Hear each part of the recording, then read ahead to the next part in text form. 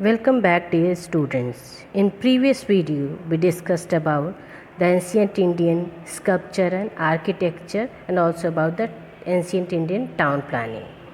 Now, we'll take new topic, that is modern art. Mauryan art was contributed by different rulers of Mauryan era, one of the most prosperous era of ancient Indian history. Stupa, an oval shape constructed by the Mauryan rulers, where remains of Lord Buddha's body was kept in a box. There are 5 stupas of King Ashoka's time. Those were Stupa of Sanchi, Stupa of Sarnath, Stupa of Bharat, Stupa of Nandangarh, Stupa of Devni Mori in Gujarat. Besides this, chaityas, viharas and mutts were constructed. Because after the Kalinga war, King Ashoka accepted both religion. That is the reason King Ashoka's period was golden era in terms of art and sculpture in Indian history.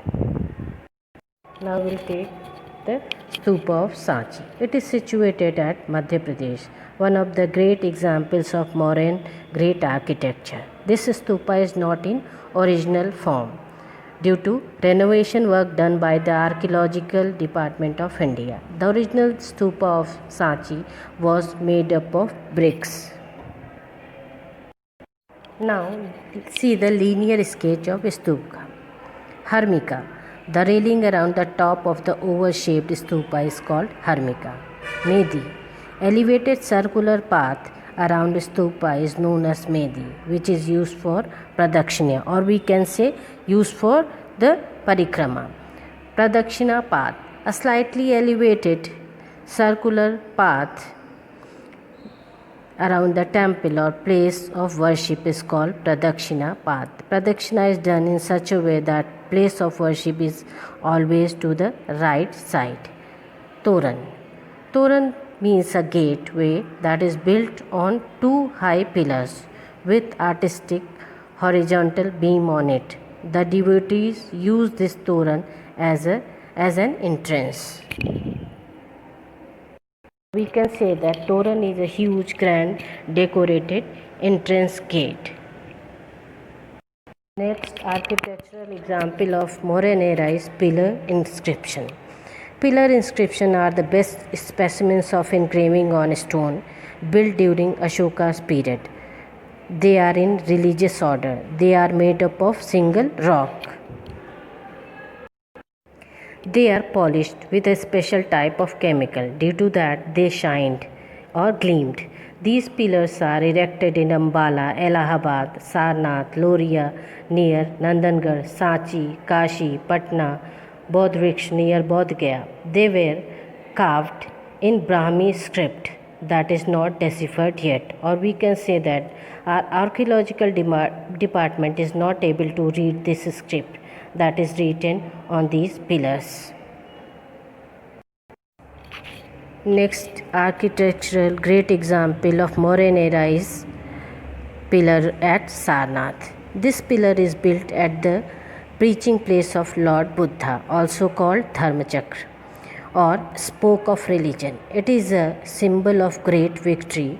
Dharmachakra are carved below lion images. In this pillar there are sculpture of elephant, horse and bullock. Students, you can see this chakra in the middle of the national flag of India. 4 lions have been placed as our national emblem.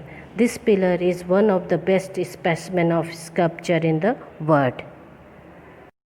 Next is stone inscription. It is said that King Ashoka built pillars and stone inscriptions to propagate the preachings of Lord Buddha. Stone inscription is one of the most finest examples of art of sculpture and architecture. Stone inscriptions engrave religious orders of King Ashoka. Beautiful wooden and stone arches have been erected around the stone pillars inscriptions. Such stone inscriptions have been found in Peshawar, Dehradun, Thane, Mumbai, Dholi, Jogada and Chennai. Such an inscription is found in Gujarat at the foothills of Girnar mountain on the way to Junagadh. Next topic is Dravid style of art in South India. The South Indian culture, named after the ancient tribes Dravidians, and the art of South India is known by the name of Dravidian art. Many Buddhist stupas were built by Satvahana kings, one of the great kings in the South India, near Krishna and Godavari region. Some of them were semicircular, oval and bell-shaped. Chola kings also adopted and continued the Dravidian culture of art and architecture. There are some other contributions of Mauryan rulers in the art and architecture that we'll study in next video. Dear students, in our next video we'll continue the cave architecture and the temple architecture. Thank you.